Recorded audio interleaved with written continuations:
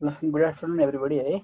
अब हामी 29 जना भइसकेछौँ। अब हामी क्लास सुरु गरौँ आज। ल जसजना आउनु पर्ने थियो आइसकेछौँ। ल ओके। ल ठिक छ। हिजो पढाएको बारेमा के अरे केही कन्फ्युजन छ भने सोध, अथवा चाहिँ हिजो मैले रेकर्डिङ चाहिँ युट्युबमा हालिदिएको थिएँ, त्यो हेऱ्यो होला त्यहाँ। जसले क्लास एटेन्ड गर्न नसकेको भने जसले हेऱ्यो रेकर्डिङ, त्यसमा केही कन्फ्युजन छ भने भन। इमरान हिजो आएको थिएन होइन? रेकर्डिङ हेऱ्यो कि हेरेन? सर यतातिर नेटवर्कै हुँदैन सर, समात्दैन सर। युट्युब पनि चल्दैन है? गाह्रो पर्छ त्यही त। नाइ चल्दैन सर, केही पनि यतातिर लाइन यसो काटेको गर्नु नि, काटै हुन्छ। यसो गर्नु नि, जुन कतै कहिले कतै नेट आएको ठाउँमा डाटा लिएर जानु, अथवा कतै वाइफाई भएको ठाउँमा जानु, सबै भिडियोहरू युट्युबदेखि डाउनलोड गरेर होइन, भिडमेटदेखि डाउनलोड गरेर आफ्नो मोबाइलमा डिभाइसमा सेभ गरेर राख। एकचोटि हेर, दुईचोटि हेर, डिलिट गरेर राख फाल्दै हुन्छ। नत्र युट्युबमा सधैँ रहिरहन्छ। आज कताबाट भएछ सर, डेली जोइन गर्न खोज्छु हुँदै हुन्न सर। ए है त्यही त, नेपालको 3G त कामै नलाग्ने छ। त्यही त ठिकै छ। तिमीलाई लस हुँदैन। नोट सारेको छौ नि होइन? नोट सारिरहेको छौ नि? हो नि, त्यति त भएछ। नोट सार पेडियाट्रिक्सको लगभग 80% मैले पढाए यतिको लगभग 80% मैले रेकर्डिङ गरिदिइसकेको छु। अरू बाँकी चाहिँ तिमीहरूले एटेन्ड गरिसकेका छौ होइन? लगभग 80% मैले पढाएको 80% कन्टेन्ट मैले युट्युबमा हालिदिइसकेको छु होइन? हिजो पनि हालिदिएँ, अस्ति पनि हालिदिएँ। लगातार हामी लगभग कहिलेबाट भन्दाखेरि चाहिँ एउटा चाहिँ हामीले एआरआई हालेनौँ, सायद भोमिटिङ हालेनौँ, डिहाइड्रेसन हालेनौँ। एआरआईदेखि त हाले जस्तो लाग्छ मलाई होइन र? एआरआईदेखि पहाडी टपिक मालन्युट्रिसनहरू चाहिँ मलाई राखे जस्तो लागिरहेको छ मलाई चाहिँ। सिजरहरू मान्नु ठिकै छ। ल तिनीहरू हेर सर। हजुर भन। त्यो के लो मलेरिया रिस्कमा भेरी सिभियर फेब्राइल डिजिजमा त्यो आरडी ब्लड स्मेयर चेक गरेर मात्र क्विनिन दिने भने यदि ब्लड स्मेयर चेक नगर्ने ठाउँ पर्यो भने क्विनिन दिने कि नै? ब्लड स्मेयर चेक गर्न मिल्न भने पनि क्विनिन दिनुपर्छ। क्विनिन दिनुपर्छ। त्यही भएर आइएमसिआई को लो मलेरिया रिस्कमा नो मलेरिया यस्तो छ कि हैन, लो मलेरिया रिस्कमा के ए लो मलेरिया रिस्कमा भन्न खोजेको तिमीले? एक्चुअली सुन यार, एक्चुअली थ्योरिटिकल्ली चाहिँ हैन के गरे क्विनिन एन्टी मलेरियल ड्रग चलाउन भन्दा अगाडि लो मलेरिया रिस्कमा पनि हाई मलेरिया रिस्कमा पनि सबैतिर हामीले चाहिँ के रे either RDT rapid diagnostic test अथवा चाहिँ हामीले चाहिँ के गरे ब्लड स्मेयर थिन स्मेयर हामीले गरेरै हामीले एन्टी मलेरियल चलाउनु पर्छ। यतिकै अस्पतालमा हामीले चलाउनु हुँदैन। तर प्रब्लम के भइदिन्छ, सबै ठाउँमा हेल्थ पोस्टहरूमा सबै ठाउँमा हामीसँग आरडिटी पनि हुँदैन, ब्लड स्मेयर पनि हुँदैन। सो त्यो कन्डिसनमा यदि छ भने चाहिँ आरडिटी र ब्लड स्मेयर गरेर चलाउने, छैन भने हाई रिस्कमा पनि लो रिस्कमा पनि दुवैमा हामीले चाहिँ एन्टी भेरी सिभियर फेब्राइल डिजिजमा हामीले एन्टी मलेरियल हामीले चलाउनै पर्छ है त। बुझ्नु मेरो कुरा? यदि भेरी सिभियर डिजिज छ भने चाहिँ हामीले चलाउनै पर्छ कन्डिसन हेरेर है त। त्यही नै हो। म तिमीलाई पिडिएफ मैले पठाइदिन्छु भन्थ्यो, त्यसको यार कस्तो रे है, म अहिले आज साँझसम्म पठाइदिन्छु त्यो पिडिएफ है त। फुल पिडिएफ छ, यसमा मिल्दो रहन्छ। फेरि सबैजनाले वाट्सएप चलाउँदैन होला होइन? ठिकै छ। म त्यसलाई फोटोमा कन्भर्ट गरेर त्यसको इम्पोर्टेन्ट गाइडलाइनको पार्ट चाहिँ फोटो खिचेर यसमा हालिदिन्छु। त्यो आफ्नो मोबाइलमा सेभ गरेर राखिराख है त। हुन्छ मनिष भाइ, ठिक छ होइन? सर वाट्सएप सबैजना त्यसमा ग्रुप बनाएर पठाइदिनु होइन, म गरिदिन्छु त्यो पिडिएफमा त्यसको गाइडलाइन चाहिँ होइन। पिडिएफलाई मैले उसमा फोटोमा चेन्ज गरिदिन्छु, कन्भर्ट गरिदिन्छु, अनि कन्भर्ट गरेर ग्रुपमा हरेक जुन जति पनि गाइडलाइनवाला पार्ट मात्र म तिमीलाई ग्रुपमा हालिदिन्छु, हुँदैन? हिजो हालिदिन्छु भने चाहिँ हिजो मसँग टाइम नै भनेर म नोट बनाउनु थालेँ है त। ठिक छ होइन? ठिक छ। ल हुन्छ। ल अब हामी चाहिँ होफिङ कफ सुरु गरौँ। होफिङ कफ कफको एउटा सानो भिडियो प्रेजेन्टेसन पनि छ। होफिङ कफको बच्चाले कसरी कफ गर्छ, के गर्छ भन्ने कुराको बारेमा होइन, त्यो पनि हेरौँ न। ल ठिक छ। ल सुरु गरौँ होफिङ कफ। होफिङ कफको अर्को नाम के हो त? पर्ट्युसिस। के हो त? पर्ट्युसिस, PERTUSIS होइन? यसलाई नेपालीमा हामीले के भन्छौँ त? यसलाई हामीले लहरे खोकी भन्छौँ। के भन्छौँ? लहरे खोकी। लहरमा एकै लहरमा आएको आई भएको एकै लहरमा आएको आई गर्ने भएको भएर हामीले के भनिन्छ त? हामीले नेपालीमा लहरे खोकी भनिन्छ, इङ्ग्लिसमा हुफिङ कफ भनिन्छ। र इङ्ग्लिसमा हुफिङ कफमा त्यो WHOP हुफ भन्ने वर्डको मिनिङ चाहिँ मैले अहिले भन्छु। सो यो लहरे खोकी भनेको एक प्रकारको के हो त? यो त अप्पर रेस्पिरेटरी ट्र्याक्ट इन्फेक्सन नै हो। इट इज टाइप अफ के त? Upper respiratory tract infection mainly होइन, URTI नै हो। अनि कहिलेकाहीँ चाहिँ यसले चाहिँ LRTIमा चेन्ज भएर यसले चाहिँ ट्र्याकियासम्म पनि इन्भल्भ गर्ने चाहिँ हुनसक्छ होइन। ब्रोङ्काई, ट्र्याकिया, त्यसपछि गरी ट्र्याकिया र ब्रोङ्काइसम्म पनि यसले इन्भल्भ गर्ने हुन्छ। So is a mainly type of URTI and LRTI हो होइन। यसले निमोनिया चाहिँ गराउँदैन। यसले मेनली इन्भल्भ गर्ने भनेको फ्यारिङ्स, ल्यारिङ्स, त्यसपछि गएर ट्र्याकिया र ब्रोङ्काइले इन्भल्भ गर्छ, निमोनिया गराउँदैन। So it is a type of के त? Respiratory tract infection and it is both URTI as well as LRTI। त्यो गराउँछ। यसको कजेटिभ ब्याक्टेरियाको नाम के हो त? बोर्डिटेला पर्ट्युसिस हैन, BORDETELLA बोर्डिटेला पर्ट्युसिस। बोर्डेट भन्ने मान्छेले पत्ता लगाएको, त्यही भएर उसको नामको अनुहारमा चाहिँ बोर्डिटेला नाम रहेको। र पहाडीको यसको चाहिँ जिनस र स्पेसिस मध्येमा स्पेसिस नेम के हो त? पर्ट्युसिस हैन, बोर्डिटेला पर्ट्युसिस। सो अब हाम्रो चाहिँ यो पर्ट्युसिस, त्यो यसको नामको पहाडीको जुन पर्ट्युसिस भन्ने वर्ड छ नि, हो त्यो पर्ट्युसिस भन्ने वर्ड चाहिँ कहाँबाट आएको त? त्यो चाहिँ यसले गराउने जुन डिजिज छ नि, पर्ट्युसिस हुफिङ कफ, त्यहाँबाट रहेको है त। सो यसले गराउने एक प्रकारको यो अप्पर रेस्पिरेटरी ट्र्याक्ट इन्फेक्सन हो। र बोर्डिटेला पर्ट्युसिस भनेको एक प्रकारको ग्राम नेगेटिभ कोकोबेसिलाई हो। ग्राम नेगेटिभ कोकोबेसिलाई भनेको कोकाई जस्तो कस्तो त? कोकाई भनेको राउन्डेड हुन्छ, बेसिलाई भनेको कस्तो हुन्छ? रड जस्तो हुन्छ हैन। कोकाई भनेको राउन्डेड हुन्छ, बेसिलाई भनेको कस्तो हुन्छ? रेक्टेङ्गल जस्तो हुन्छ। यो कस्तो त? कोको बेसिलाई भनेको स्क्वायर सेप, राउन्डेड, अलिअलि राउन्डेड जस्तो, अलिअलि तिम्रो कस्तो त? रड जस्तो, अलिअलि कोकाई जस्तो, अलिअलि रड जस्तो भनेको स्क्वायर सेपमा। रड कस्तो हुन्छ? रड चाहिँ रेक्टेङ्गुलर हुन्छ हैन, रडको लम्बाइ बढी हुन्छ, चौडाइ कम हुन्छ। अनि कोकाई कस्तो हुन्छ? राउन्डेड हुन्छ हैन, स्ट्याफिलोकोकस कस्तो हुन्छ? राउन्डेड हुन्छ। तर यो कोको बेसिलाई कस्तो हुन्छ त? समवट लगभग स्क्वायर सेपमा हुन्छ, यानि कि रफली भन्नुपर्दा अलिअलि गोलो जस्तो, अलिअलि चाहिँ रड जस्तो हैन, त्यस्तो हुन्छ। It is a gram negative coccobacilli. यो रेस्पिरेटरी ट्र्याक्ट इन्फेक्सन हो। अब यसको मोड अफ ट्रान्समिसनको बारेमा भन्नु परेन। रेस्पिरेटरी ट्र्याक्ट इन्फेक्सन हो भनेपछि यसको मोड अफ ट्रान्समिसन भनेको जहिले पनि के हुने भयो त? अलवेज हैन, के त? इट्स अलवेज ट्रान्समिटेड थ्रु के त? एरोसल अथवा चाहिँ हाम्रो के छ भन्दा चाहिँ ड्रपलेट इन्फेक्सन भएर, कि त ड्रपलेट इन्फेक्सनको रूपमा अथवा चाहिँ एरोसोलको रूपमा चाहिँ यो ट्रान्समिट हुने भयो हैन, एउटा बच्चादेखि अर्को बच्चासम्म। र हुफिङ कफ भनेको जेनरली यसले चाहिँ एडल्टलाई पनि एफेक्ट गर्न सक्छ र बच्चालाई पनि एफेक्ट गर्न सक्छ। तर यो के छ, यो बच्चाहरूको डिजिज, बच्चाहरूको कन्डिसनमा कस्तो हुन्छ? यो एकदमै सिरियस हुन्छ। एडल्टको कफिङ मेकानिजमले यो डिजिजलाई एडिक्वेटली कन्ट्रोल गर्न सक्छ। एडल्टको इम्युनिटीले, एडल्ट मान्छेको इम्युनिटीले, उनीहरूको चाहिँ कफ गर्न सक्ने क्यापेसिटीले यो डिजिजलाई उनीहरूमा यो डिजिज त्यति सिरियस हुन सक्दैन। यो एडल्टहरूमा चाहिँ, ठुलो मान्छेहरूमा हुफिङ कफ झ्याप्प लाग्ने चान्स कम हुन्छ। यदि लागिहाल्यो भने के हुन्छ? उनीहरूलाई चाहिँ सिरियस डिजिज हुने चान्स कम हुन्छ, उनीहरूको इम्युनिटी पनि स्ट्रङ हुन्छ र कफिङ पावर पनि के हुन्छ? एडिक्वेट हुन्छ। तर चिल्ड्रेनमा लाग्यो भने चिल्ड्रेनहरूमा चाहिँ यसको यो डिजिज के हुन्छ त? एकदमै सिभियर हुन जान्छ क्या, एकदमै सिभियर हुन जान्छ। र यसले विशेष गरी चिल्ड्रेनलाई नै एफेक्ट गर्छ। तर अब आजभोलि के छ त? पहिला एकदमै कमन डिजिज हो। हामीहरूले 8 9 क्लासमा स्वास्थ्य तथा जनसङ्ख्यामा अथवा चाहिँ हेल्थ फिजिकल एजुकेसनमा हामीले चाहिँ हुफिङ कफ भनेर हामीले पढेकै हो हैन, नेपालीमा लहरे खोकी भन्थ्यौँ हामीले। सो यो एकदमै कमन डिजिज हो पहिला। तर आजभोलि के छ? आजभोलि चाहिँ हुफिङ कफ आजभोलि हुफिङ कफको इन्सिडेन्स के छ त? धेरै कम भइसकेको छ। किन होला? Because of wide spread immunisation. किन? हाम्रो चाहिँ वर्ल्डभरि डब्लुएचओले दिएको इम्युनाइजेसन सेड्युल र इभन हाम्रो नेपाल गभर्मेन्टले दिएको इम्युनाइजेसन सेड्युलमा चाहिँ हुफिङ कफ चाहिँ हाम्रो कम्पलसरी भ्याक्सिनेसन भित्रमा पर्छ हैन।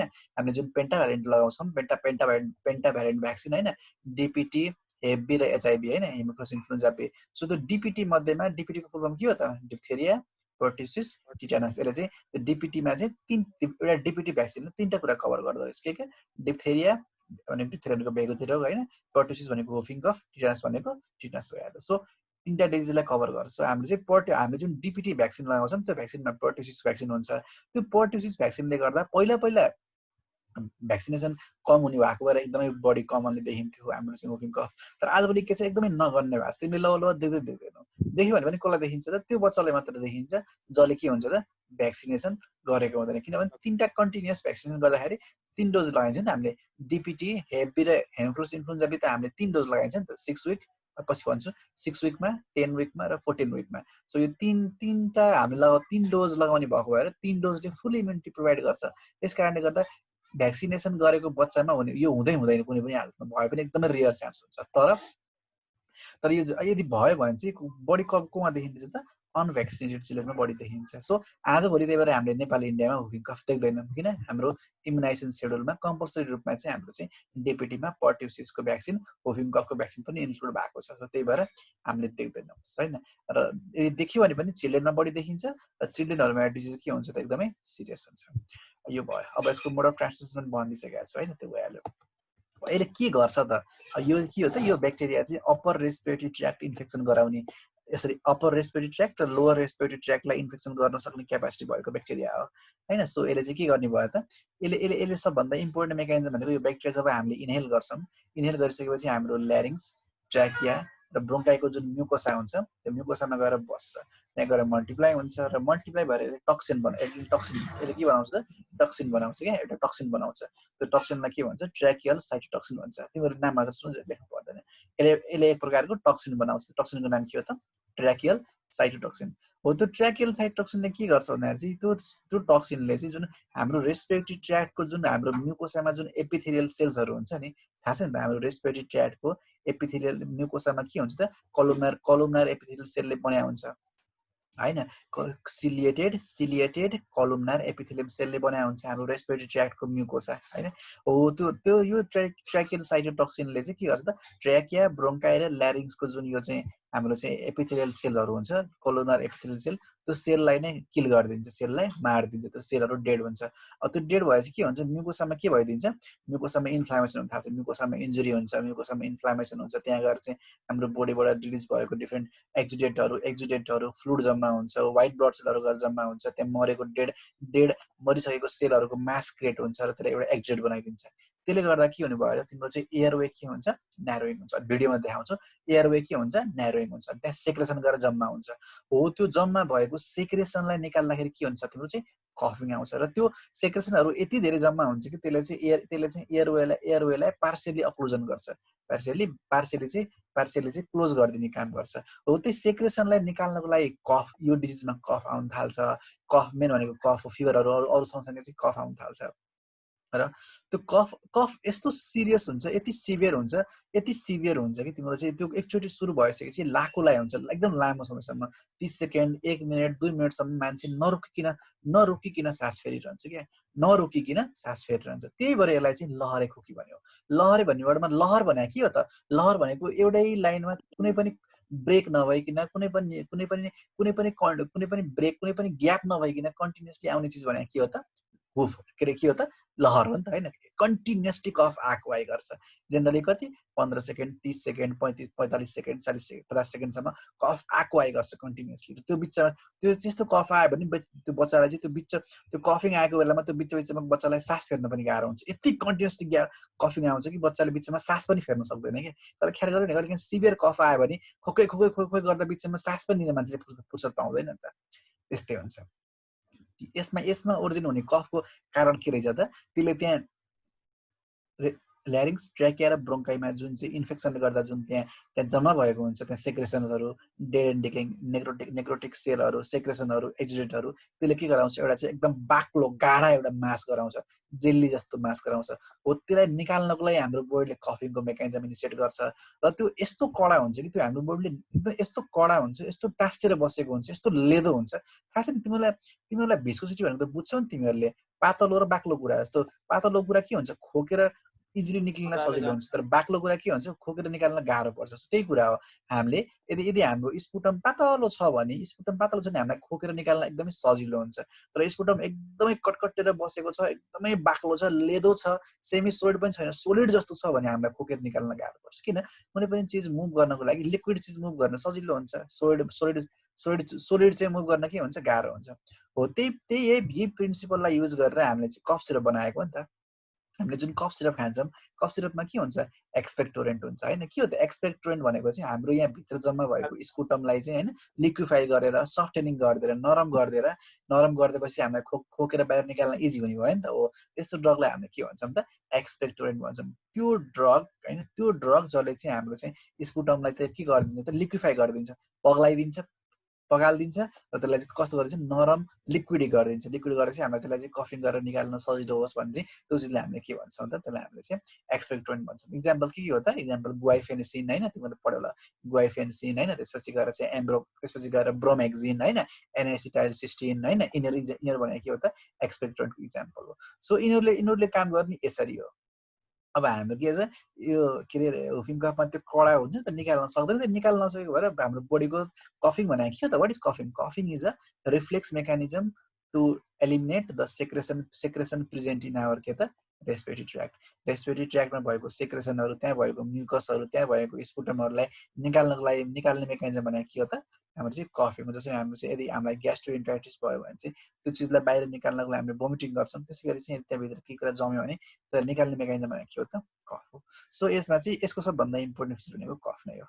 ल अब यसको हामी अब क्लिनिकल फिचरमा जाँदाखेरि चाहिँ अब हामीले यसलाई चाहिँ के छ भन्दाखेरि चाहिँ अनि त्यसपछि गएर अब यसमा चाहिँ हुफिङ कफमा यो हुफ भन्ने वर्डको मिनिङ के म त्यो भनिदिन्छु पहिला। अब यो हुफिङ कफको सबभन्दा इम्पोर्टेन्ट क्यारेक्टरिस्टिक फाइन्डिङ भनेको के हो त? देयर इज कफ। कफ त हुन्छ, तर यसको कफ भनेको हाम्रो अरू कफ जस्तो हुँदैन। जस्तो कहिलेकाहीँ यो टन्सिलाइटिस भएको बेलामा खोकी लाग्छ होइन, फेरिन्जाइटिस भएको बेलामा खोकी लाग्छ, निमोनियामा खोकी लाग्छ, अरू चिजमा खोकी लाग्छ, कमन कोल्डमा खोकी लाग्छ, धेरै कुरामा खोकी लाग्छ नि त, हामीलाई त आस्थामा पनि खोकी लाग्छ। तर अरू चिजको खोकीमा कस्तो हुन्छ, खोकीको बिचमा केही सेकेन्ड ग्याप रहिरहन्छ। भनेको तिमीले खोक्यो भने, खोक्न सुरु गर्यो भने खोकीलाई एकैछिन रोकेर थोरै बेर सास लिएर तिमीले फेरि खोक्न सक्छौ। तर यसको सबभन्दा इम्पोर्टेन्ट फिचर भनेको के हो त? एकचोटि कफिङ स्टार्ट भइसकेपछि यो लामो समयसम्म नि 15 सेकेन्ड 30 सेकेन्ड र कहिलेकाहीँ 1 मिनटसम्म पनि बच्चाले खोकेको कन्टिन्युअसली खोके गर्छ। उसले बिचमा त्यो कफलाई होल्डै गर्न सक्दैन, त्यति सिभियर हुन्छ कि यसको कफ। अनि त्यो यसलाई के भन्छौँ त हामीले? यसलाई भन्छौँ हामीले प्यारोक्सिजम अफ कफ भन्छौँ। के भन्छौँ? प्यारोक्सिजम। के हो त प्यारोक्सिजम भनेको? मैले त्यहाँ चाहिँ मिनिङ पनि लेखाइदिएको छु नोटमा। प्यारोक्सिजम भन्ने वर्डको मिनिङ कस्तो हो त? प्यारोक्सिजम भनेको सधैँभरि नआउने, कहिलेकाहीँ आउने, एक्कासी आउने र बारम्बार आइराख्ने। बुझ्यो नि? कस्तो त? एक्कासी आउने र बारम्बार आउने, त्यो एट्याकलाई हामीले के भन्छौँ त? प्यारोक्सिजम भन्छौँ। यसमा पनि त्यही हुन्छ, बिचमा 5-10 मिनट, आधी घन्टा 1 घन्टा बच्चा नर्मल हुन्छ। यो कफिङको प्यारोक्सिजम आउँदैन, आयो भने के हुन्छ, एक्कासी सुरु हुन्छ, एक्कासी आफै कहाँबाट सुरु भइदिन्छ र त्यो सुरु भइसकेपछि बच्चाले कन्टिन्युअसली खोकिरहन्छ लामो समयसम्म। र उसले खोक्दा उसको के हुन्छ, फोक्सो नै रित्तिन्छ।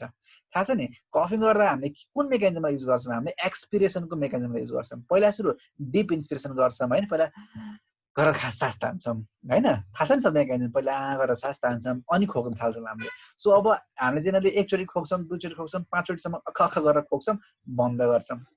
तर हुफिङ कफको के हुन्छ, बच्चाले खोक्न थालेपछि कन्टिन्युअसली खोके गर्छ, उसको लङ के हुन्छ, नियर अबाउट इम्टी हुन थाल्छ क्या। भनेको नियर अबाउट इम्टी त हुँदैन, उसको लङ्समा चाहिँ रेसिडुअल भोल्युम चाहिँ रहिरहेको हुन्छ जति जे भन्यो भने होइन। तर उसको लङको धेरै एयर के हुन्छ, बाहिर निस्किसकेको हुन्छ, लङ धेरै हदसम्म के भइदिन्छ, इम्टी भइदिन्छ। जसले गर्दा के भयो त, उसले खोज्दा अन्तिममा गएर उसको फोक्सो के हुन्छ, लगभग खाली हुन्छ क्या। अब खाली भइसकेपछि कुन चिज कस्तो हुन्छ, त्यो भ्याक्युम क्रिएट हुन्छ नि त, बाहिरभन्दा भित्र प्रेसर कम भयो। अब के हुन्छ, अब अन्तिममा खोकीको अन्तिममा जब बच्चाले खोकी रोक्छ, उसको लङ के छ, उसको लङ चाहिँ खाली छ, बाहिर एयर छ। अब त्यो एयर के हुन्छ, सडनली रस गर्छ, एयर बाहिर उसको यहाँ मुखबाट चाहिँ बाहिरको एयर सडनली दौडेर गएर सट्ट छिर्न खोज्दा उसको ग्लोटिस के हुन्छ, हाफ क्लोज हुन्छ। हो त्यो हाफ क्लोज भएको ग्लोटिसमा जब बाहिरको हावा स्वाट्ट एक्कासी भित्र छिर्न थाल्छ, भित्रबाट इम्टी भएको भएर, त्यति बेला त्यो खोकीको अन्तिममा एउटा आवाज आउँछ, हुप टाइपको आवाज आउँछ क्या, सुट टाइपको। सो लास्टमा गएर गर्छ नि मान्छेले, हो त्यो भनेको चाहिँ एक प्रकारको हुफिङ आवाज हो क्या। हो त्यो अन्तिममा जुन उसले चाहिँ आवाज सुन्छ त्यसलाई के भन्छ, हुफिङ आवाज भन्छ। हो त्यही हुफ भन्ने चाहिँ वर्ड सुन्ने भएको भएर यसलाई चाहिँ हुफिङ कफ भने है त। कारण के रहेछ त, सिभियर कफिङ गरेको भएर उसको चेस्ट नियर अबाउट इम्टी हुन्छ, यहाँ ल एउटा नेगेटिभ प्रेसर जस्तो क्रिएट हुन्छ। र एट द एन्ड अफ कफिङको एन्डमा चाहिँ जब बच्चाले सास लिन थाल्छ, एक्कासी धेरै मात्रामा एयर के हुन्छ त, यहाँ पार्सियल्ली क्लोज भएको हाफ क्लोज भएको ग्लोटिस भनेर त बुझ्छ नि हाम्रो, यहाँ जुन इपिग्लोटिस र ग्लोटिस हुन्छ होइन। ग्लोटिस भनेको हाम्रो के त, जहाँबाट हाम्रो रेस्पिरेटरी ट्र्याक्ट छिर्ने जुन ओपनिङलाई हामीले के भन्छौँ त, ग्लोटिस भन्छौँ होइन, ल्यारिङ्स नेर हुन्छ।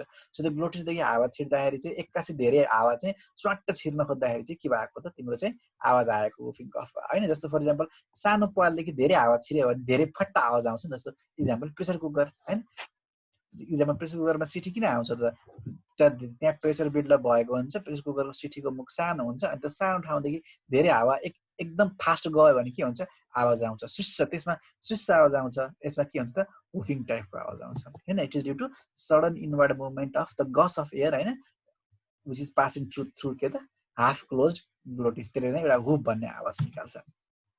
सो यसको हुफिङ कफमा यो हुफको मेकानिजम चाहिँ यही नै हो है त। ल यो भयो। अनि त्यसपछि गएर अब यो यसको सबभन्दा इम्पोर्टेन्ट फिचर भनेको के त, देयर इज प्यारोक्सिजम अफ कफ। प्यारोक्सिजम अफ कफ सडनली आउँछ र रिपिट भइरहेको हुन्छ, र एट द एन्ड अफ कफ देयर इज के त, हुफिङ साउन्ड होइन, त्यो हुन्छ। त्यस पछाडि गएर अनि यसलाई चाहिँ हामी अब क्लिनिकल्ली भन्नुपर्दा यसलाई हामीले 3टा स्टेजमा हामीले क्लासिफाई गरिदिएको छौँ है त, सजिलोको लागि। तिम्रो इक्जाममा स्टेज तोकेर लेख्यो भने राम्रो नम्बर पाउँछौ है त। फर्स्ट स्टेज भनेको के हो त, क्याटरल फेज, के त, catarrhal phase, CATARRL catarrhal phase. Next stage भनेको के हो त, प्यारोक्सिजमल फेज। अनि थर्ड स्टेज भनेको के त, हाम्रो चाहिँ कन्भालेसेन्ट फेज होइन। क्याटरल भनेको के हो त, क्याटर भन्ने वर्डको मिनिङ के हो त, रुगाखोकी।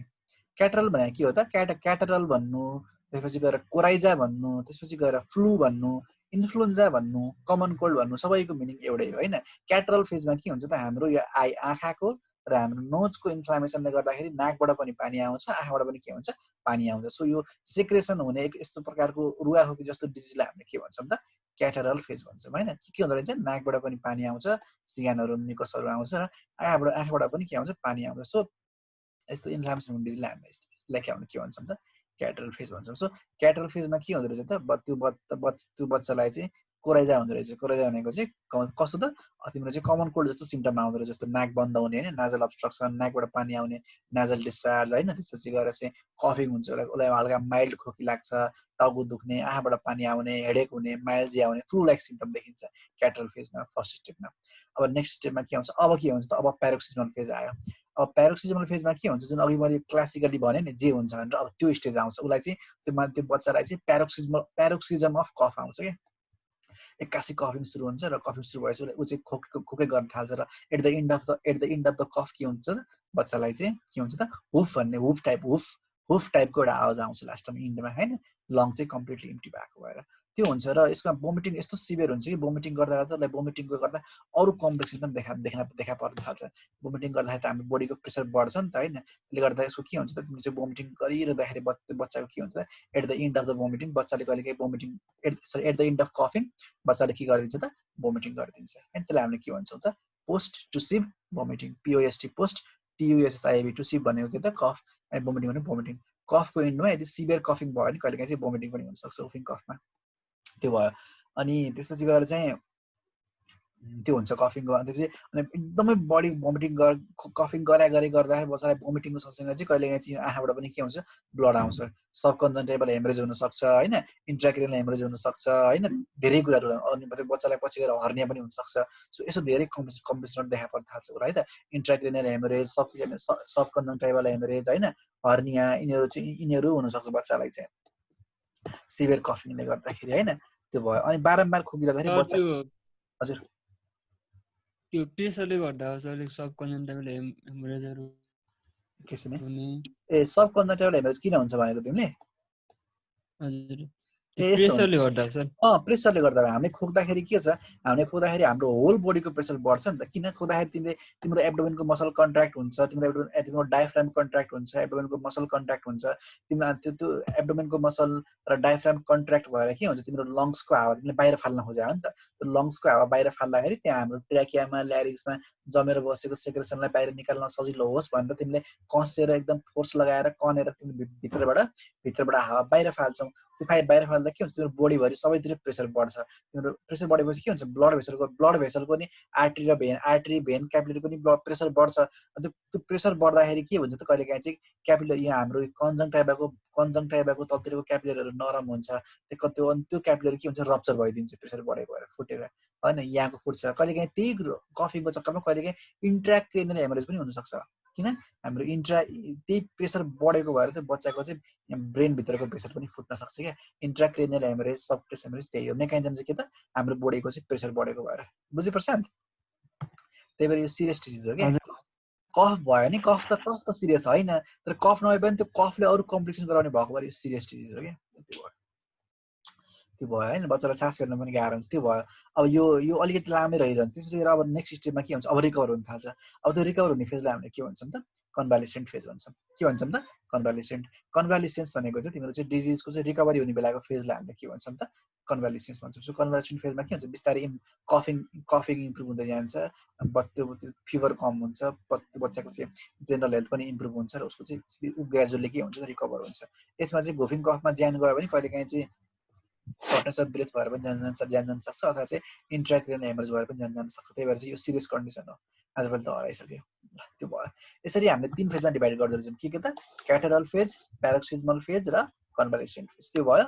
अनि इन्भेस्टिगेसन, अब हामीले इन्भेस्टिगेसन के गर्छौँ हामीले सिबिसी गर्छौँ। सिबिसीमा हाम्रो चाहिँ के अरे टोटल काउन्ट बढाइ हुन्छ होइन, ल्युकोसाइटोसिस हुन्छ अनि टोटल काउन्ट मध्येमा पनि न्युट्रोफिल नबढेर लिम्फोसाइट बढ्छ है त यो अलिकति युनिक छ जेनरली ब्याक्टेरियामा चाहिँ न्युट्रोफिल बढ्नुपर्ने हो हैन ब्याक्टेरियामा जेनरली न्युट्रोफिल बढ्नुपर्ने हो यो ब्याक्टेरिया इन्फेक्सन हो तर यसमा चाहिँ अलिकति युनिक छ हैन यसमा के हुन्छ त लिम्फोसाइट बढ्छ है त यसमा चाहिँ लिम्फोसाइट बढ्छ त्यसलाई हामीले के भन्छ त लिम्फोसाइटिक ल्युकोसाइटोसिस भनेको डब्ल्युबिसी बढ्नु लिम्फोसाइटिक भनेको त डब्ल्युबिसी बढेको मध्येमा पनि अरु भन्दा चाहिँ लिम्फोसाइट चाहिँ बढी बढ्नु भने के हो त लिम्फोसाइटिक ल्युकोसाइटोसिस त्यो हुन्छ अनि त्यसपछि गएर तिमीले अरु के गर्नु पर्यो तिमीले चाहिँ सीबीसीमा तिमीले यो देख्न सक्छौ अनि तिम्रो चाहिँ अब यसलाई चाहिँ डायग्नोसिस गर्नुको लागि तिमीले चाहिँ जेनरली यो क्लिनिकल डायग्नोसिस हुन्छ र यदि कन्फर्मै गर्न मन लाग्यो भने तिमीले कल्चर गर्न सक्छौ है त तिमीलाई कल्चर गर्न सक्छौ त्यो कल्चर गर्ने मिडियाको नाम चाहिँ यसलाई चाहिँ बोर्डेड डेङ्गु अगार भन्छ तिमीले चाहिँ कफ गरेर त्यो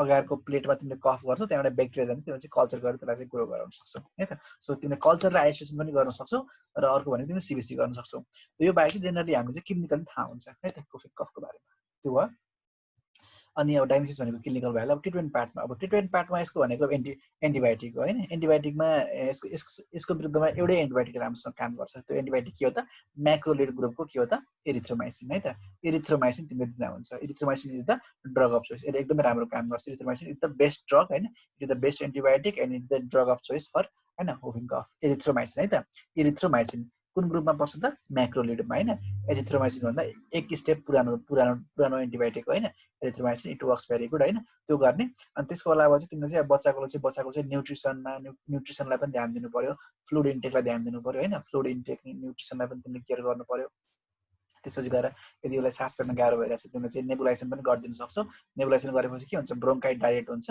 ब्रोन्काइट साल्बुटामोल लगाएर तिमीले चाहिँ नेबुलाइजेसन गर्यो भने ब्रोन्काइट डाइलेट हुन्छ ब्रोन्काइट डाइलेट भइसकेपछि तिमीले चाहिँ बच्चालाई एयरवे हावा लिन पनि सजिलो हुन्छ हैन इन्स्पिरेसन गर्न पनि सजिलो हुन्छ अनि त्यसपछि गएर चाहिँ उसलाई के छ भन्दा बच्चालाई चाहिँ त्यो सेक्रेसनहरु पनि निकाल्नलाई सजिलो हुन्छ त्यो बाहेक अरु केही पनि गर्नु पर्दैन नेबुलाइज साल्बुटामोल हैन र एन्टिबायोटिकमा चाहिँ इरिथ्रोमाइसिन अनि त्यसपछि गएर जनरल हेल्थ जनरल न्युट्रिसन र जनरल चाहिँ तिम्रो चाहिँ जनरल न्युट्रिसन र उसको जनरल चाहिँ फ्लुइड इन्टेकलाई तिमीले इम्प्रुभ गरिदिनु पर्यो त्यो बाहेक अरु केही गर्नु पर्दैन इरिथ्रोमाइसिनले नै निको हुन्छ आफै है त खाइसकेपछि त्यो भयो अनि यसमा चाहिँ एउटा भिडियो छ सानो भिडियो हेर है त okay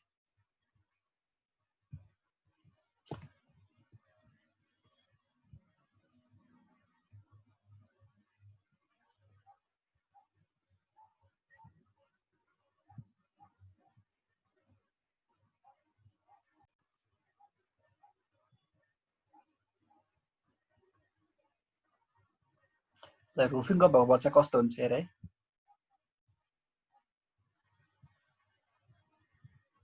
Whooping cough. It's a bacterial infection that's risen to epidemic levels in some parts of the U.S. In adults, the symptoms can be mild, but if the infection is spread to a baby who hasn't yet received a full course of vaccinations, whooping cough can be very serious. Here's more on how to handle this disease. Are you being shy? 21-month-old Pedro Escueda's symptoms started out like those of a typical cold. He had a little runny nose and started having a little cough. But over the next 4 to 5 video र आवाज आछ क्या हैन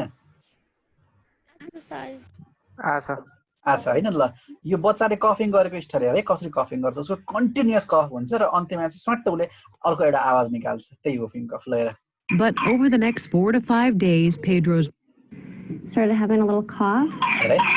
But over the next 4 to 5 days, Pedro's mom, Chelsea, says the cough got much worse. It was nothing I've ever heard before. सुरुमा आवाज सुन्यो हो त्यही नै हो भनेको है त उसको चाहिँ भित्र हावा जाँदाखेरि निस्केको आवाजलाई त्यसलाई उफ भन्छ बुझ्यौ यस्तो त्यो अन्तिममा त्यो आवाज आउँछ त्यो उफ हो है त ल was coughing and doing the whoop with vomit. And he couldn't सुन्यो हैन त्यो ग्यास्पिङ जस्तो आवाज छ नि हैन त्यही नै हो है त त्यो ध्यान दिनु त्यो तिमीहरुले catch his breath. When they took Pedro to the doctor, the coughing had subsided, so they figured maybe it was just a cold or some other infection. But Chelsea knew there was something else wrong. So the next time Pedro had a coughing fit, her husband got it on video. A nurse practitioner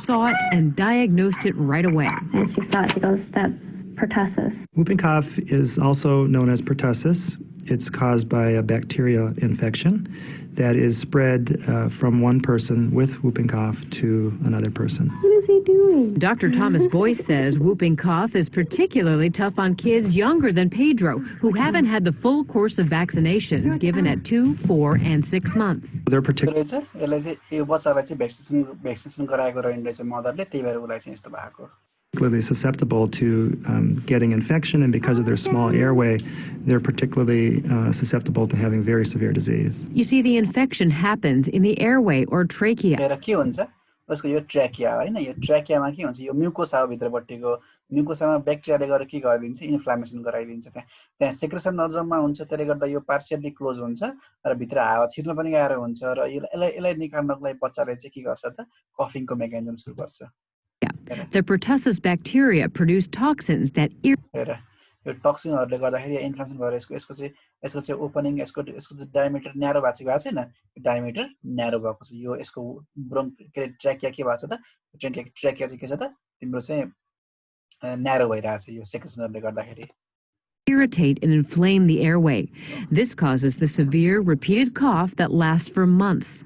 यसलाई के भन्छ 100 days कफ पनि भन्छ एकचोटी सुरु भयो भने एन्टिबायोटिक खाना खाएसम्म 100 दिनसम्म खोकी रहिरहन्छ त्यस्तो खतरा अब 100 दिनसम्म मान्छे बच्चा चाहिँ अरु रोगले नगए पनि खोकीको कम्प्लिकेसनले उसको ज्यान जान सक्छ के धेरै ठाउँको ब्लड प्रेसरहरु ब्रस्ट हुन्छ खोक्दा धेरै प्रेसर बढ्छ नि त खोक्दाखेरि तिमीले पढ्यौ नि सेकेन्डरीमा हैन क्रोनिक कफ इज अल्सो कज अफ के त हर्निया त्यही कारण They call it the 100-day cough. 100 day कफ Pedro and his entire family took antibiotics to treat the infection and prevent further spread.